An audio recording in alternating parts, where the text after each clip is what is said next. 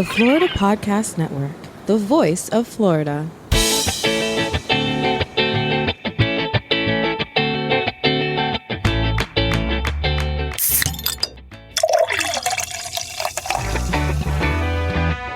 From Mallory Square in Key West to the Governor's Mansion in Tallahassee and all points beyond, you're listening to the Florida Beer Podcast, powered by FloridaBeerBlog.com, your source for all things related to the craft beer community in the Sunshine State.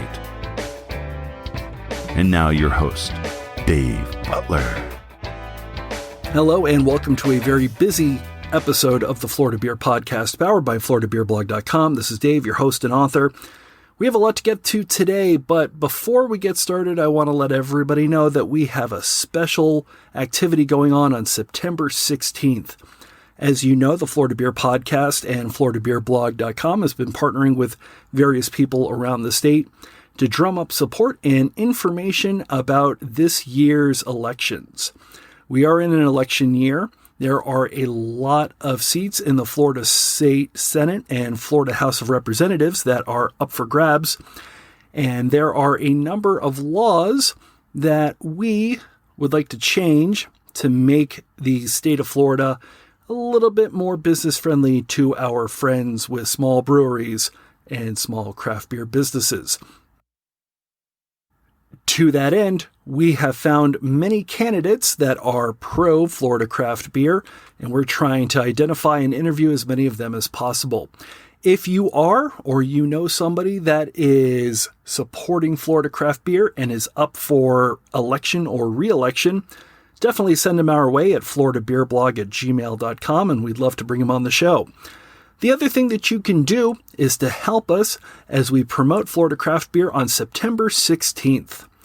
If you go to floridabeerblog.com, freethebrew.com, or if you find us at Florida Beer Blog on Instagram or Twitter, you can find the logo that we are going to be submitting all over Florida craft beer social media with the hashtag #SupportFLCraftBeer. Let's plaster the airways with these logos. Let's get as many candidates on our side and show them that Florida craft beer is a very important, very lucrative part of the Florida legislature and the Florida economy.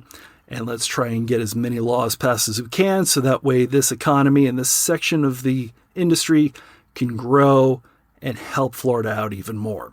Heading back into craft beer, if you read the blog, you know that I'm a particularly big fan of Big Storm Brewing.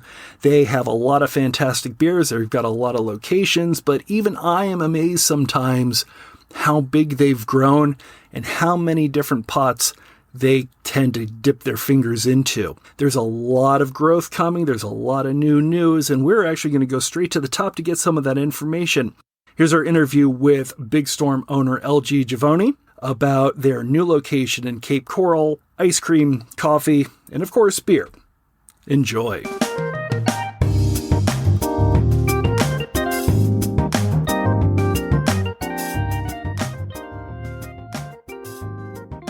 Thank you for coming on the show. How are you? I'm doing good.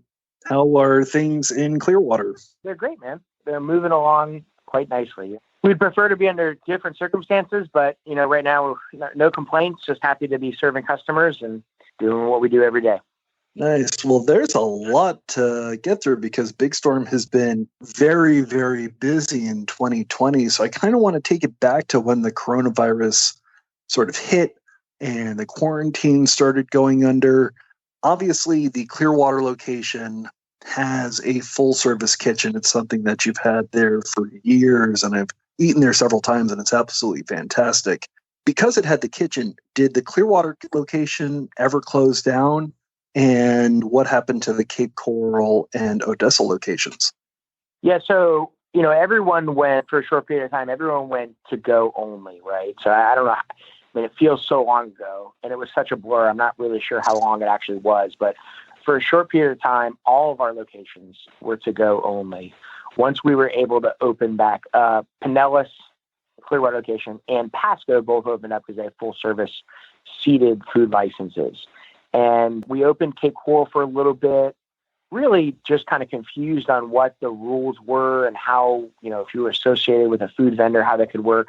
But, we actually recently decided to close that back down, make it to go only, which preceded our announcement of moving into Big Blue's old space. So, we've been quite busy at the tap rooms, and quite literally, right, serving beer and food in 2 of our locations, and then the third, Cape Coral, making arrangements to try to stay open and how much it was going to cost, and quickly just kind of calculating it wasn't really worth it at that point. One of the things that a lot of people don't know about, obviously, they know Big Storm for beer, but you had actually purchased a building kind of on the other side of the street from the Clearwater location to serve as your new home for the Big Storm coffee roastery and creamery for ice cream, both of which I've had, which are great. What happened to that location? Are you still in the process of building that out for a separate home for those 2 businesses? Yeah, we sure are. So, COVID obviously messed up any forecasted cash flow we had for a good portion of this year. And what we're effectively just calling the creamery had been put on hold. We're hoping to break ground in a meaningful way on that project in the next 6 to 8 weeks. Look, it's a different but affiliated venture of ours. We've got some great operators in that business with us that, have been trying to get their feet underneath them to make the business grow first and foremost, let alone retail side. So, genuinely going through where our, using the downtime of COVID to go through our functional problems, where we need to invest in a business. And so I would almost say a blessing that project has been slowed down, but I was just over there yesterday looking at how we could fit a drive-through into that building. And I think we've got a really unique way to do that, using some shipping containers and cutting down a wall and putting up a new roof line and some other stuff on the side of the building. But yeah, super excited. In fact, I spent half the morning looking for donut and or bagel making equipment as well, because, let's kind of do that all in-house over there. Interesting. So it'll be sort of its own little restaurant, not just the coffee and not just the ice cream, but sort of a breakfast nook, kind of a halfway between a small Dunkin' Donuts, Baskin Robbins sort of a thing. Right. Yeah. Listen, I think that's probably a fair analogy. I think, it's going to be light, obviously, on the donuts and the bagels. I think we have a long way to go, figure out how to effectively run a business like that. But, we think it's important to have something to nosh on. I think coming just to get a coffee is obviously limiting, as you're competing against so many other great food establishments that have food at their coffee shops. So we'll do something. It's just, again, we've got to, we have some functional things we need to work on that building first, but it's in the works, man. We're bummed it didn't happen. It couldn't have happened sooner. I think during COVID, it would have been a really nice little escape for families around our brewery, in Feather Sound and other communities down in like North St. Pete or South Clearwater. Come down, get a scoop, and sit outside with your kids would have been really cool. So we're sad that we've lost the opportunity, but we're happy that we're going to continue with the project. Excellent. And this isn't to say that you're going to be selling ice cream in public stores or coffee at the neighborhood gas station. This is just that simple own location, correct? So ice cream for sure. Yeah, ice cream will be limited to what we make on site, what we sell and package on site. Pints to go, of course, and go and get your scoop and dress it up like any other ice cream establishment. Coffee, though, that's really going to be the flagship coffee shop for us. We're looking at investing in a new roaster to get some more efficiencies, but we're pitching grocery and other off-premise locations. They use the beer term off-premise stores for our whole bean, ground bean, K-Cup business. We just bought a K-Cup packaging line, and the cold brew coffee that the brewery makes for the coffee company using those beans. So that will be the flagship retail experience. But no, we fully expect to bring the coffee business, as far as it can take us. And again, we have great operators in that space with us. We have some good partners that have spent their entire adult life in coffee roasting or the coffee industry, and they're going to bring the same attention to detail as our brewers do and as our distiller does to the product they make. I'm not going to be over there roasting beans. I'll sure be over there drinking it with them. But, we're passionate about good coffee. And so lucky to have the team we have in place that are going to help us grow that business. Excellent. And another completely non-beer related business that you're growing, and we'll talk about the interesting COVID use that you had for this particular piece of equipment, is that you now have a distillery on premises. Yeah. Yeah, so we had always wanted a distillery, and it's not an easy thing to do in Florida to have a tasting room and then go get a distilling license. There's some unnecessary hurdles that were kind of in the way. And I would just call them just straight, bureaucracy. There's no better way to describe it than that. And when COVID first kind of arrived, we were approached by the county to make hand sanitizer after they watched another brewery, they say, quote, make hand sanitizer. And our argument to the county was, listen, no one else, if you're not a distillery, you're not making hand sanitizer. You're packaging ISO and you're taking cleaning chemicals and packaging them. That's all well and good. That's very helpful, but supply is going to run out. Prices are going to go up. That's not making anything. So if you want us to make hand sanitizer, we have 3 stills that we'll gladly put in place, but we need help with licensing it. So we were really fortunate to have the county and the state get behind it right away. Pretty quick turnaround, and that allowed us to get licensed and allowed us to get our beverage manufacturing license. And because there's some significant investment on our behalf to get that project up and running. Yeah, and look, COVID, everyone in the beginning had to do what they had to do to help everybody. That's all it was about. Our only ask was, listen, if we're going to make this investment, can you help us fast track the licensing? Let's do everything right and proper, no question, but can we give it a little attention that we know, the state government can give when they want to give it. And so we were, like I said, very fortunate to have, a county commissioner here, Kathleen Peters. On the federal side, Congressman Bill Arrakis did a lot to help us. But, it's hand sanitizer will be a product for us for as long as there's demand. Right now, demand is oddly dwindled to not much. I think a lot of other distilleries have already told that story, as product from China and Mexico is flooding the United States with, unfortunately, and sometimes dangerous levels of byproduct in there. We just need to wait for the world to open up again. And when that happens, we've got big restaurant chains. We've got buyers that were with us before saying, once I've burned through what I've already bought from you, I'm coming back. So, it's a cool ancillary product for us as a business. And it allowed us to do what we need to do to get ready to start making the flavored vodka, the rum, the whiskey that we've already had in barrels. We've got probably 50 barrels full of rum right now that are just aging. We've got our flavors and flavor blending down pretty darn well. We're pretty excited. So, I'd expect in the next 8 weeks, we have product to start selling. But first comes the dance with distributors, right? Who, where, and how much. And, that's the next part of that conversation. It's like starting a brewery all over again. Yeah, well, I was going to ask, which was more difficult to do, starting a brewery or starting a distillery when it comes to all the legal loopholes that you had to jump through? Well, I don't think we had a typical experience, right? Because everyone had a singular vision of getting us licensed to allow us to make alcohol to process and hand sanitizer. So that was uniquely refreshing. I think the thing that makes a brewery more difficult, though, than a distillery is just simply the retail component, right? So the life safety, your typical things that you would need in any retail establishment. In a distillery, your standard distillery in Florida right now, your only retail is bottles to go, right? So it's a little different emphasis, I would say, right, on parking spots to bathrooms or bathrooms to parking spots and bathrooms to chairs. If you don't really have any chairs. I would say that it was refreshingly not hard in the middle of COVID or the beginning of COVID to get licensed.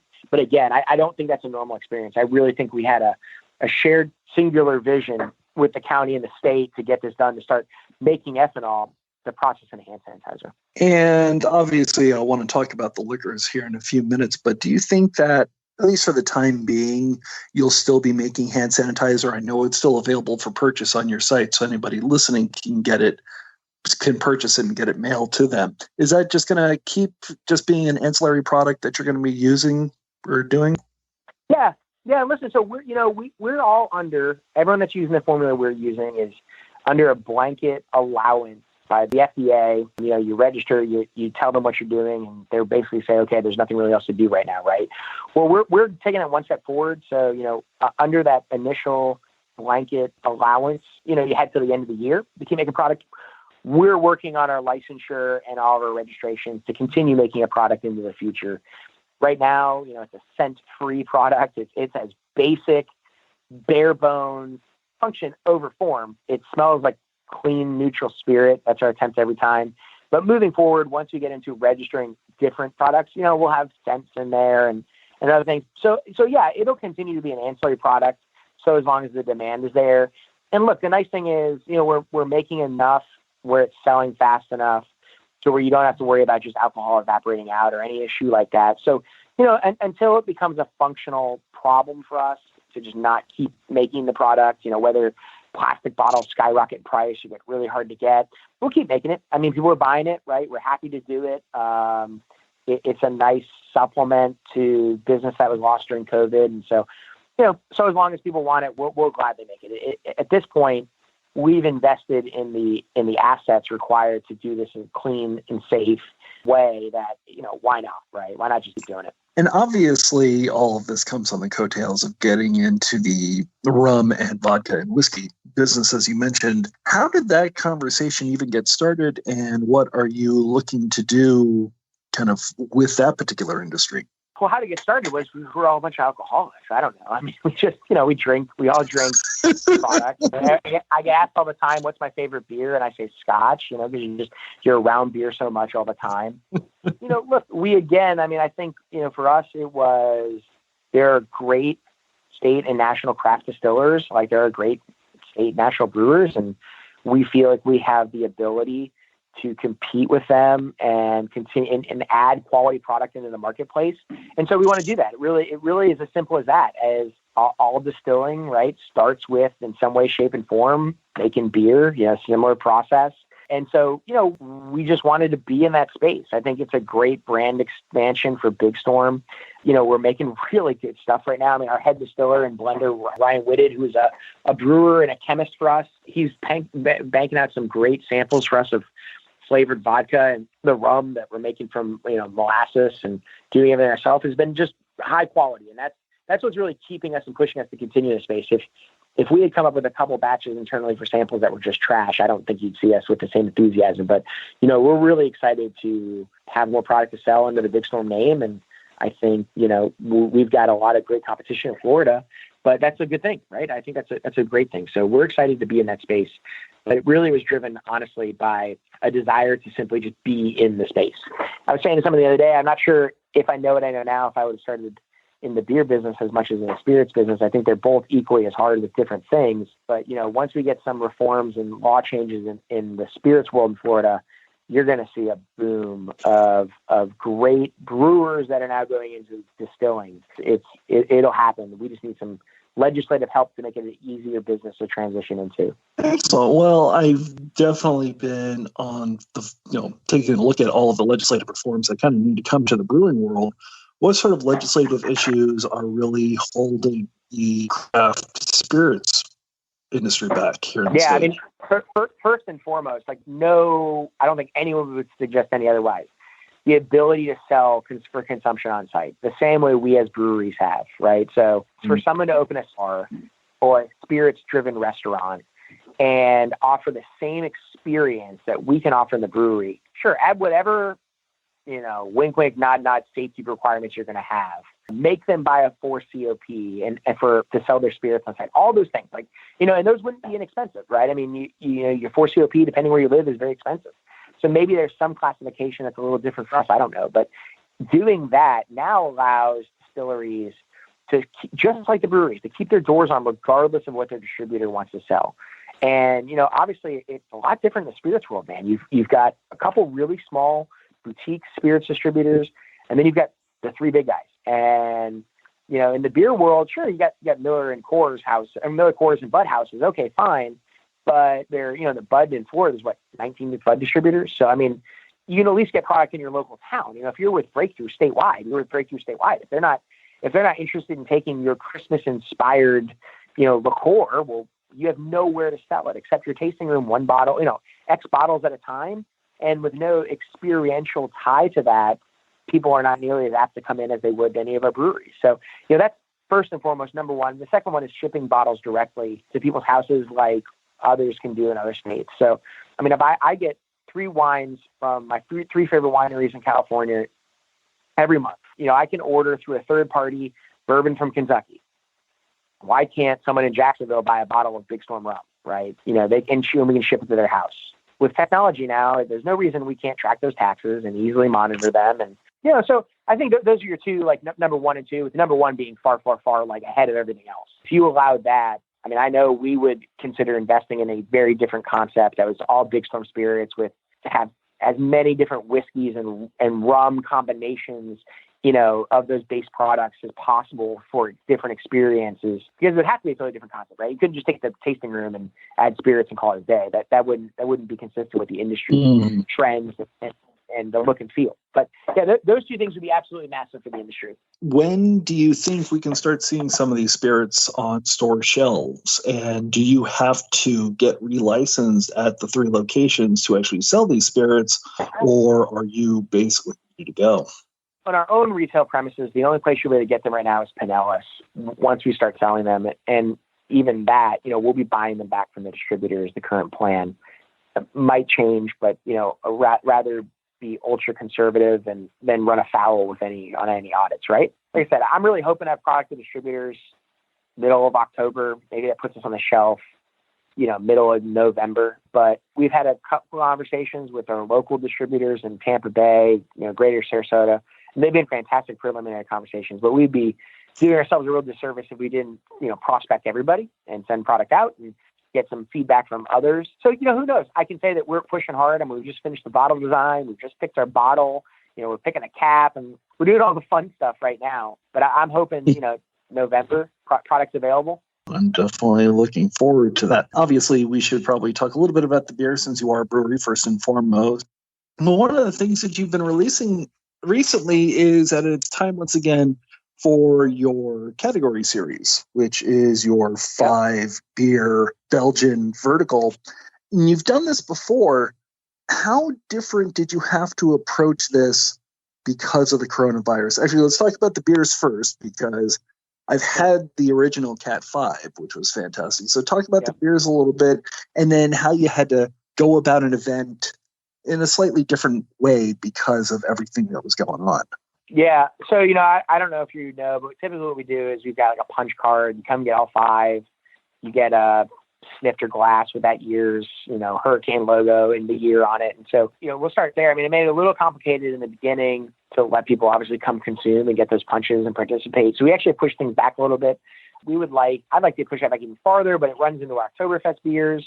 The idea has always been dropping the quintuple on that 5th of September, because traditionally that's like the peak hurricane activity in the Atlantic, but it didn't work this year. So, listen, the beers are fun, super excited. You've had them. They're phenomenal. The quintuple this year is finally as dry as we've wanted to get it. So, we'll get you a bottle to taste this year's versus last year's. Last year's was honestly had really more of a cognac or a brandy connotation of the viscosity and the sweetness.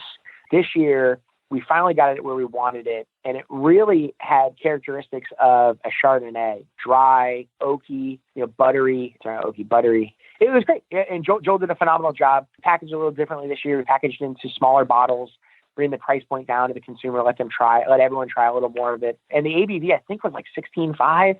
So it finished a little higher than we even wanted it to. But the biggest thing was just the dryness of it this year. In years past, it's great. It tastes phenomenal, but it's been very sweet. And that was never the intention of what we were trying to do.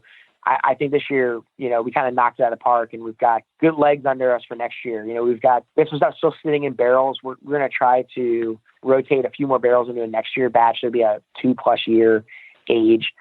Again, little concern. You're just going to get too much oak and too much wood, right? But we'll try it and start pulling samples here soon. Really just very similar to how we would pull samples from the barrel for our spirits, right? It's just kind of taking a little bit of time to go and trying to keep as much oxygen out as possible, but obviously it's going to happen. So no, we're excited. Not much left in the tap room, which is great. Runs right into Oktoberfest, so we're good. But it was interesting this year trying to get the people that wanted to get their punch cards. Here's a crazy one of all. I didn't think this would happen. Never thought this would happen, to be honest with you. But actually, Cape Coral, the Cape Coral location, outsold every other tap room in the Cat 5. They took more. Our manager down there asked for a certain amount. We laughed and said, "Dude, you're not going to sell that much." And we gave him like half, and it was gone in a day. Like literally the next day, it was gone. So, our manager down there, John, did a great job getting everyone excited. Sold through, so we're excited. That's always great. And we definitely have to talk about the Cape Coral tap room, because things are kind of interesting down there in that the former brew pub known as Big Blue is no more. They just closed their doors a couple days ago. And right before they closed their doors, they announced that Big Storm was going to be purchasing that location, which is funny because it's not too far from the current Big Storm Brewing that's in Cape Coral, which was housed on the previous location of what was Cape Coral Brewing. How did that purchase come about, and kind of what are your plans for the city of Cape Coral? Yeah, so, we started conversations like last October. Joanne had been going through some personal things, and it only got worse during COVID. She had been, the brewery had been taking a lot of her time, taking time away from Wicked Dolphin, which, as you know, a great rum distillery in Cape Coral. And, she had just kind of, it was like kicking the tires, right? Would you guys ever have any interest? I get people asking me all the time. I don't want to sell to a corporation. I want to sell to somebody local that cares about Cape Coral. And, it's interesting, man. We get shot at from people. It's just, listen, it's stupid, and it's stupid, jealous, whatever you want to call it, right? But, someone threw some comment out there about how they're disappointed to see us take the space over and not somebody local. I don't know how more local we can be, right? Like, we moved one of our brewers down there permanently to be in the community. I moved an employee that's been with my family for 15 years to be permanently in the community. I'm down there much more often than people think.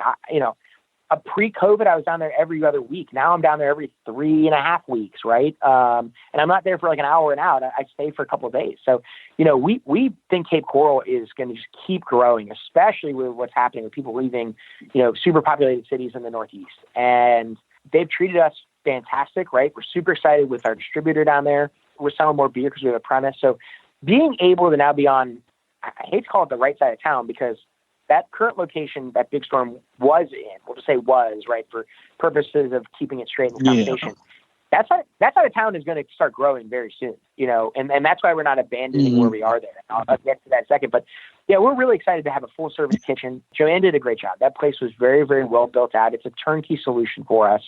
We're walking in on day one, working on licensing right now, but there's nothing else to do, right? I mean, it's, she just professionally cleaned it for us. The kitchen is spotless. So, the day that we're able to sell beer and make you a burger, we're open and selling, right? So we're really excited about that. There's a lot of events there that happen. And I think that'll probably be the flagship home of, Bromosa, Bloody Mary inspired brunch, Cars and Coffee is an event we do. We do probably once a month now. So, we're really excited. It's a fantastic location.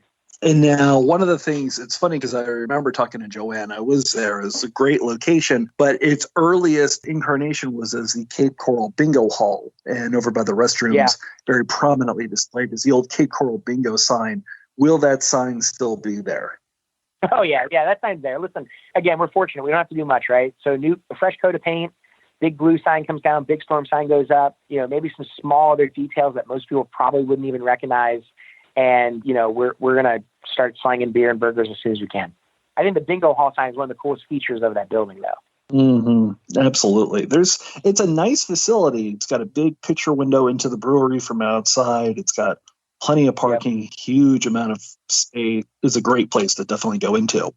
But that leads to the obvious question is, will there be 2 Big Storm branded facilities in Cape Coral, or what are you going to do with what is the current facility? Yeah, so there won't be 2 Big Storm facilities. So, listen, we struggle with that location because there's no food, or we were struggling because there's no food there. Our landlord's not the easiest to deal with. Zero empathy for what's happening during COVID. I mean, zero, just not my problem, pay rent. So we've always talked about bringing back Cape Coral Brewing Company and doing it, cleaning up the brand, certainly cleaning up the beers. Again, a hyper-local commitment to what is Cape Coral. And so that's what our plan in that location is going to be for the time being, right? So we have a certain period left in the lease. We're going to start the brand. We're not going to wait till we go find a new building. We have a building right now with a brewery in place. We're bringing what was our old food truck from Pinellas down there, parking it outside and serving, tacos and nachos and basic pub fare out of that. Really good, but basic pub fare. And we're going to relaunch the brand of Cape Coral with a whole new slate of beers. Will we maybe at some point in time bring back Slim Shandy in the tasting room? Sure, maybe, of course. But we've got a few beers that we're really, really excited that started in Cape Coral, that Kevin brewed in Cape Coral. And Kevin's actually going to stay behind. Kevin Long is going to be our brewer, and he's my partner in the venture. He's our partner. So, it's a brewer-led brewery where Pinellas will help Kevin with some of the core beer because we'll package it as well up here, right? So just from an efficiency and from a production standpoint, he couldn't make enough. He doesn't have enough capacity down there to make the core beers that they're going to have. But, from day one, we'll have 3 or 4 beers in package. And really, Kevin, it's a brewer-led brewery. We're just helping Kevin with, I'd say, back office and some of the logistics stuff. But, and what he wants to brew on a Tuesday is what their Cape Coral Brewing Company is brewing on a Tuesday. And really, really exciting. This was something that actually started, I would say the conversation started pre-COVID when there was an opportunity to take over Big Blue. Like, those conversations had started. And, Kevin loves living down there. His wife's there. Their life is in Cape Coral. And so we were pleasantly surprised to hear him come to us and say, listen, why don't I want to bring the brand back. Here are my ideas for some of the beers.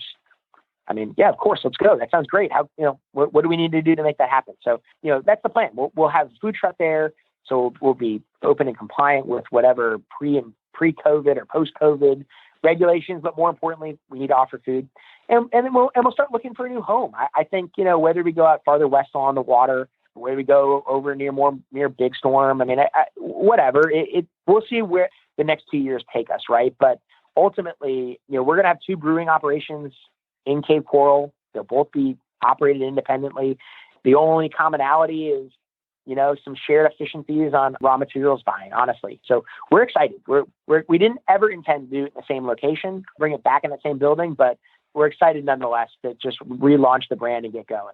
Awesome. It seems like every time I turn around, there's something new going on with Big Storm. So I appreciate you taking some time and giving us the rundown for everything.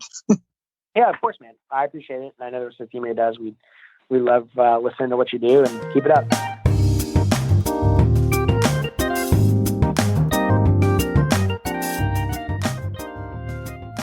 Like I said, there's a lot of great places. I'm a big fan of what Big Blue Brewing had, so I'm definitely excited to see what it'll look like when Big Storm is there. And anytime I can get more Big Storm ice cream, that just makes me a happy camper. Hey there, fellow Florida beer enthusiast. We now have an official Patreon. In case you are unfamiliar, Patreon is a great way for a community to support the creators of the content you love, like the Florida Beer Podcast. If you're enjoying the content we bring you on this show or any of the shows on the Florida Podcast Network, you can help ensure that content keeps coming through for a small monthly donation equal to the price of a couple cups of coffee a month. So for just a few lattes, you can make a real difference. And the first goal of FPN's Patreon program is to help me get a better mobile setup to use whenever I can start traveling to great breweries here in the state of Florida. So if today's episode brought you valuable insights and information, please help see that these episodes keep coming by becoming a patron. Head to patreon.com/Florida Podcast Network to support the show, and it comes with some pretty sweet benefits. Want access to bonus extras? Nostalgic for these old school radio shoutouts? Lover of good quality merchandise? Well, not only will your monthly contribution help me grow the show, but you'll get some cool stuff in return. So please head to patreon.com/Florida Podcast Network for further details to become a patron. That's Patreon, patreon.com/Florida Podcast Network. You can also find the link right there in the show notes or by visiting floridabeerpodcast.com. Thank you in advance for your continued support.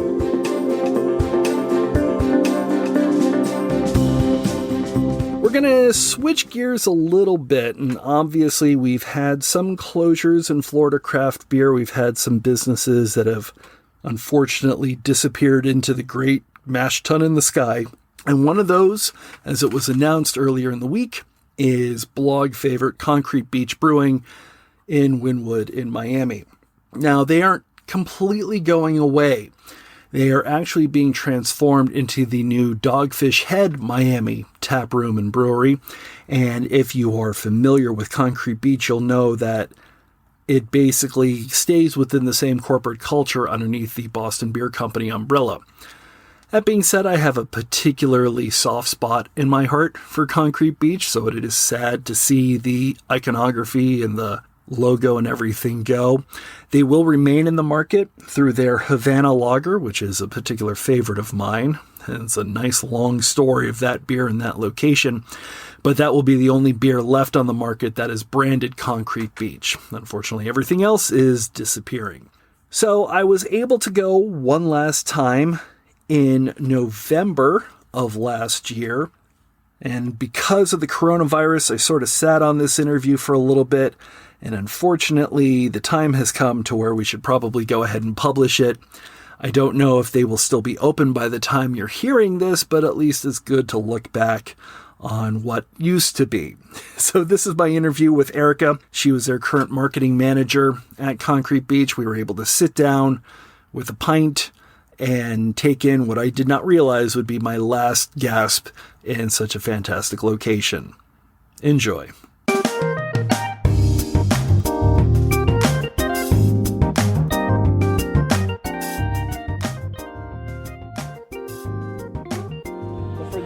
Preview. Oh, okay, cool. Because the first brewing contest I won. Nice. Long time ago. Quite a bit, yeah. So we've got our Sola kegerator in the front room. Oh, amazing. That's awesome. So yeah, it's every so often you kind of gotta come back here and refresh, you know. Of course. But it's interesting to see how much Concrete Beach has grown and changed. There's a lot that's happened here since it opened. Yeah, it's a lot has happened here as far as like just it's like very much like Wynwood, right? Ever since like Wynwood started to change, we've been changing with it. So just everything from the art to the people to the core beers, which I noticed because back in the old days, it was Stiltsville and Rika. And Stiltsville is still around. Yes. Rika seems to have completely disappeared. Yeah, it was replaced by Sola, which it was in September 2018 that we actually created it and released it in a big Sola party that we did. Yeah, and it's amazing. I mean, it was kind of going into that whole idea of like the hazies were becoming huge. So this is a nice like hazy IPA that's not too overwhelmingly hazy. And it's a huge seller here, so people love it. And so it's a nice, all of our IPAs do super well, as you can imagine. Yeah. Yeah. And then, what else is standard? Because I know Havana Lager, I remember a long time ago with the original La Tropical collaboration, which does not exist. That is not the same beer, correct? No, they did like their own iteration of it, but it is a Vienna-style lager. It was kind of like our ode to La Tropical, and then Havana came about all that. And so we kept it as like really an ode to the culture of Miami and how it's evolved as well. Just like a Latino culture and just kind of really playing into it, honoring La Tropical. So that was really great. That's really my top seller. That's the one that we sell the most of every single week. Yeah, exactly. Everyone just loves it. So would you say that it's become the signature beer over Stiltsville? Absolutely, yeah. And it's funny because Stiltsville's actually not one of our flagships anymore. It was replaced by Coastal Clara. Okay. Yeah, so that's a new Pilsner of ours. We kept Stiltsville here. We don't have Stiltsville in cans anymore, but we still have it in the tap room because people love it. They've been drinking it for 5 years and they're going to keep drinking it. Exactly. Yeah. But Coastal Clara is a lot less hoppy. So, Stiltsville, it's a little bit more hop forward. It's just for the regular Miami drinker who wants to drink something light, refreshing, the heat that we have here all the time. Coastal Clara really worked out really well. And Havana just, it's interesting because Havana is just so flavor forward. It's very malty and smooth, but still has a super crisp at the end. Everyone loves it. Yeah. And is rosé year-round at this point? Yes, it is. I guess part of me was shocked to see that, and part of me not so much. Yeah, you can imagine. So it's interesting because we get so many tourists here. We get so many people kind of coming in, and I think the story that I always say is like, guys who want to come through and like, drink those heavy IPAs. As I like to drink heavy IPAs, but then like we have the women who are like, "Do you have any wine?" And we're like, "We don't have any wine. We're so sorry." But then now that we have rosé, we're like, "Wait, but maybe you'll like this." Because it's just something that's like light, refreshing. It's like slightly fruity but pretty dry, so it's not like overwhelmingly sweet. And like the women are like, "Oh, great! Like this is awesome." So now I have something that I can say that I like a beer, and it's not like the typical beer that they might have tried elsewhere. Well, you mentioned tourism, and that's always been an interesting question because in the past 5 or so years, Wynwood has become a lot more tourist-driven than it had been in the past. Nowadays, you still have a healthy amount of regulars? Is it mostly tourists that come in? What's sort of the levels of the two? Yeah, so it really depends. So like if you get like Friday through Monday, we're seeing like 75% tourists. And then the rest, like on Tuesday nights, we'll get, or even like Monday nights, like we'll get trivia. Tuesdays we have our comedy nights. Like those are just all like locals. And what's really interesting now is that we have like an apartment building like right next door. So all of those people who live there are just like now the new regulars. And of course we have like the regulars who were just born and raised in Wynwood and always want to stay in Wynwood, and now they're hanging out. So we still have a healthy, like regular kind of ensemble of people, but it's still like it's crazy how many people will come out to Wynwood now, particularly because of like Art Basel and how much of a spotlight Wynwood has demanded over the years. So it's Have you seen the clientele change? Because it seems to be that it's mostly been an influx of late 20s, early 30s, maybe married, but definitely no kids sort of for sure clientele. Yeah, that's definitely still like our clientele. I mean, I think that everyone always wants to kind of grab that like millennial generation, but I mean, honestly, for breweries in particular, we're just not really hitting. I mean, we're hitting all of like the points, right, from families all the way to like the young 21-year-olds, but like our meat, like the bulk of our people are going to be in that millennial range, because it's kind of people who like already partied in Miami. They don't want to like hit up those bars anymore. They don't want to dance until 3 o'clock in the morning. They just want someplace cool where they can hang out with their friends and like play Jenga, and like that's right, our clientele. Those are the people that we want here, because we're just not like that clubby style. Well, I was going to say, with a lot of the tourists, how many of them come in here and assume that they're 5 minutes away from Lincoln Road and Ocean Drive? So many. They come in, they're like, wait, so where's South Beach? And like, isn't it like right there? I saw the beach like on my way here. I'm like, well, that's not, you saw the bay, but the beach is like a few more miles down, you know? We gotta keep going. And honestly, we're thankful for it, because South Beach definitely plays like an important role in Miami, but that's just not what we're trying to do. Like the South Beach is much more like that kitschy, like, style. Yeah, I was going to say, because Wynwood has a very different feel than Miami Beach does, but it has a very different feel from a lot of other neighborhoods in Miami. How much of that really affects the vibe that you're going for and the beers that Lewis is making and so on? Yeah, so it's interesting. Well, our brewer actually now, we've had some changeover with our brewers. Now our lead brewer is Paul, as well as Eric. Eric is the one that has really like built up this amazing lineup of awesome beers, and now Paul has taken over. Yeah, so they're like this awesome duo of brewers that we have that are really leading the charge and kind of coming up with amazing beers that we have right now, like Peaches and Dreams. The one that I'm drinking right now, and obviously it goes with a heavy addition of peaches. What else can you tell us about this? Yeah, so it's it's a Tortosa style. This ale has peaches and lactose in it, so you're gonna have like that kind of creaminess you get from the lactose, that tartness that everyone really likes. The new sours are, I think, huge, in my opinion, like the new like big trend in beer, and I'm sure most people would agree.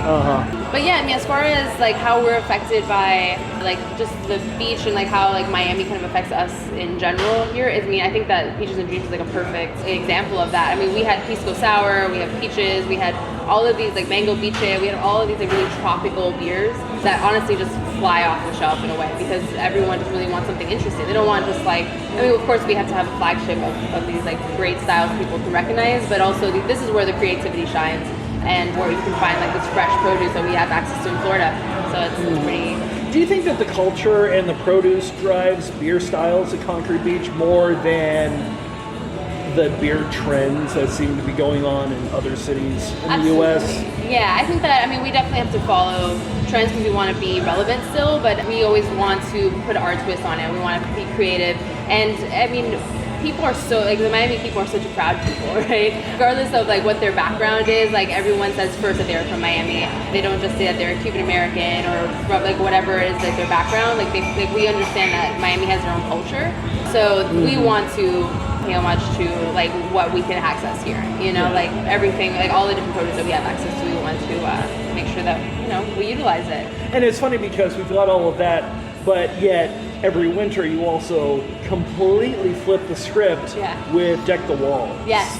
And not only the beer, because we definitely want to talk about the beer, but also the cans and the artwork. And obviously the cans are still in the cooler. You've got the shirt on right now, which I've noticed. I guess talk a little bit about the beer and then talk about the artwork and how that kind of evolves, because I find that to be a really interesting story. Definitely, yeah. So Deck the Walls is a really cool beer because we really don't have a whole ton of stouts, porters, things like that on our menu, because just given where we're at, people want something light and refreshing, and so we're hard to put out something like that, but when we do, it's going to be something awesome. So like Deck the Walls is always like a big go-to for us. It's like an imperial spice porter.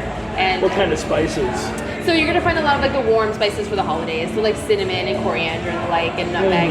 And so all of those get kind of thrown in here, but it's still, even when you kind of pour it, it's not like a heavy beer that you have to sip on. It's actually really still quite light in like mouthfeel, in my opinion, but it's an imperial, so you're gonna feel that too. So it's kind of what we look for here. It's like something that's easy drinking, but still kind of packs a punch. That's like what a lot of our clientele likes. Interesting, but obviously the can artwork is what makes it exactly right. So like the imperial porter, it's awesome. It's a great beer, but what makes it fascinating is that every single year we have put a different can art on there, and it honors an artist in the area. For every single year, we have done like this Deck the Walls contest.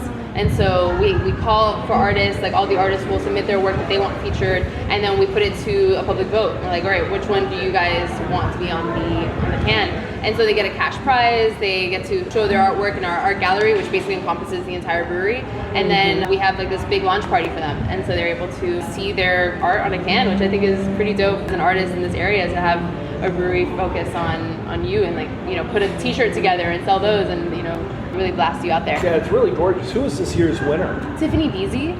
And so she came up with like this beautiful lion artwork, and I think it just really resonated with everybody so well, and just like the colors and everything were just perfect. And we know it's called Deck the Walls, and so it's gonna, we think like, oh, it's a Christmas beer, but really it's all about decking the walls during Art Basel. That's really Art Basel beer. Okay. And so like you see all these murals going up, and it's like, well, everyone else is decking the walls. Like this is our way to honor Art Basel and show off somebody who maybe isn't like so enormous that they're being featured out in Miami Beach at the main Art Basel, but like they have this is like a Miami artist that we want to feature. I feel like I have to pause for just 1 second. Yeah. And assuming that a number of people that listen don't necessarily know what Art Basel is, so can you give a good description? Because I'm curious. I never having experienced it myself, full speed. Gotcha. Curious as to what you would describe it as. So I mean, Art Basel at its core, right, is basically like they host it all around the world, but Art Basel Miami obviously is the one that we focus on so much.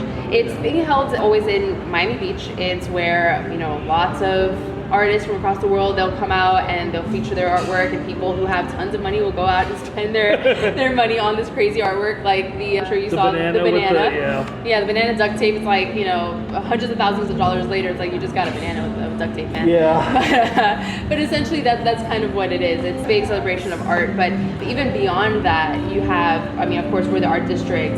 We see so many people come in. Hundreds of thousands of people come into Miami, and then they come to the art district, and all of the art that you'll see on the murals right now, they get taken down and painted over, and there's just like all this beautiful new art that we see, and there's art exhibits and just amazing events going on. And it's just basically we explode with artwork everywhere, and it's just right in the middle of December, so it's our busiest time of the year, and it's pretty intense. Yeah, that's amazing. Yeah. Now Concrete Beach obviously was started as a subsidiary of Alchemy and Science, and I guess a lot of people don't really understand how the relationship works, how much of operations and recipe creation and distribution and such is Concrete Beach working on their own, and then how much of that comes down from on high up in Boston. Yeah, so Alchemy and Science, it then eventually turned into A&S Brewing, and that was a subsidiary, and it was essentially an incubator. It was like very much an experiment of Boston Beer Company. They wanted to try out like having these like far off breweries that were kind of doing their own thing and see what they did, and it was very much experimental. But after 5, 6, 7 years of having these breweries, they kind of decided like, hey, this isn't an experiment anymore, this is a success, and we want to like bring them into the Boston Beer Company. So instead of being a subsidiary, we're just now part of the Boston Beer division. And honestly, it's pretty, we really have so much creativity to do on our own. We're empowered to, just as long as we keep keeping the brand, at the forefront, and we keep focusing on like what we want to develop and putting it together, like what we want our clientele to see. They're pretty much leaving the goods alone. Yeah, they're like, we trust you guys, you do your thing, as long as it keeps working, we trust you, and it's awesome. And it's great. Obviously, there are people that assume that Boston Lager would be on tap, which is not going to be the case. On the flip side, it kind of hurts that there's no Angel City or Coney Island on tap. I know. Especially Angel City. It's one of my absolute favorites. Oh, awesome. It's crazy. So my general manager is also the general manager at Angel City, so I just recently went out there to go visit them. And yeah, I totally see why you love them. They're awesome. Yeah, it's kind of a phenomenal, and there's a lot of collaboration. Or is there a lot of collaboration between the brewers? Do they generally chat with each other? Yeah, so we're like very much interconnected. We have, as far as like our employees are concerned, like we all know each other. We go and visit each other at the other breweries. So you wouldn't notice it here because we very much, we're all Concrete Beach. We're very proud of where we're at. I'm sure Angel City feels the same way. Coney Island feels the same way. But as far as being all a part of like the one, big work family, like there's all that kind of like warm and fuzzies about going and seeing them. And the brewers will definitely, converse because that's what's amazing about being part of a big company. Like all these ideas come together and like now we can bounce ideas off each other and like now you have like this huge network of experts. Yeah. And now you can really create this amazing beer because you have access to knowledge. So we're not really like on our own island. We feel like we're a part of something bigger, which I think is important when we're kind of out here in Miami by ourselves. We don't feel like we're alone. We have access to a lot of great people. And obviously when it comes to talking about being part of something bigger, a lot of people don't realize being down in Miami, but you actually do a few beers for Walt Disney World.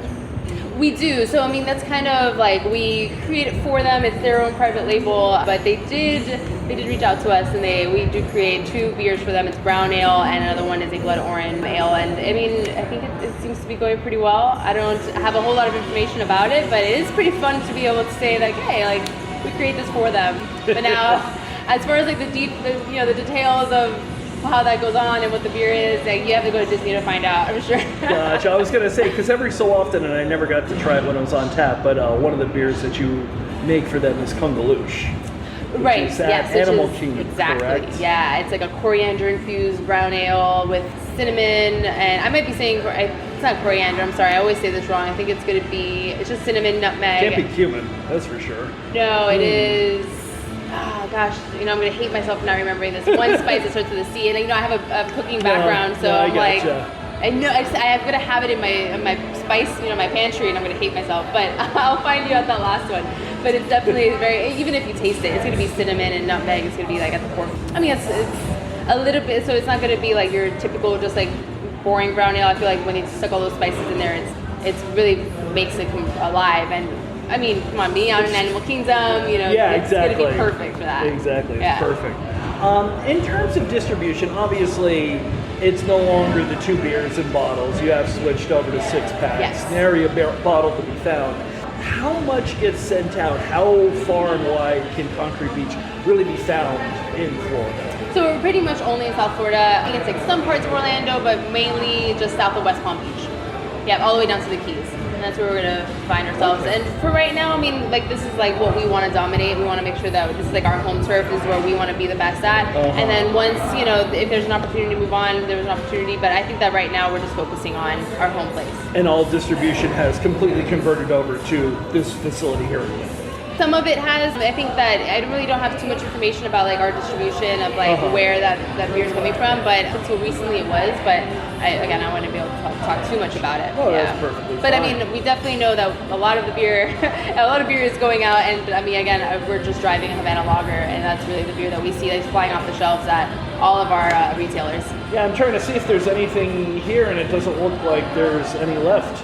So we had this crazy case special during the Super Bowl, so I'm pretty sure we're like scrounging around trying to find some more, but we sold a ridiculous amount of cases. So I wouldn't be surprised that we dwindled down and we have to beg our brewers to brew some more and give us some. That's funny. How bad was the Super Bowl?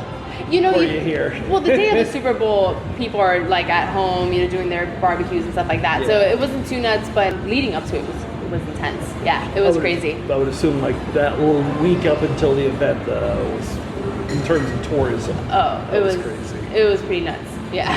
So that's this season for us is our high season. This is like when we like ramp up and we make sure that we're filling it out of the park because summer in Miami just gets kind of like slow. People aren't really coming out as much. Really, I would think it would be the opposite. I think it would be sort of a year-round. influx? Somewhat year-round. I mean, we do see some people coming in and out, but it's much more like local-based during the summer. People aren't, like, tourism really just isn't too crazy around here because we have hurricane season, remember, so people don't want to go on a cruise if they're going to get rained on or it's going to get canceled. So not too many plans. Like, we do kind of fall off a little bit around that time, and you're going to find that everywhere. If you ask somebody in Miami Beach, or if you ask somebody even, elsewhere, Fort Lauderdale, I'm sure they'll notice that their summer is a little bit slower. But this time for us is crazy. We get all the snowbirds trying to escape. Yeah, exactly. Yeah. That's funny. Okay, so best place to get Concrete Beach information. Where would you point someone to? Sure. So what kind of information are you looking for? Anything you need. If somebody wants to find Concrete Beach on the interwebs. Oh, absolutely. Where should they So go? concretebeachbrewery.com. You're going to find like our beer finder on there. So if you're in your area, you're trying to find like some cans or even something on draft, you're going to go on there. And we are on Instagram and on Facebook. On Instagram, we're Concrete Beach FL, and on Twitter as well. Awesome. Thank you so much. Thank you. It's a pleasure.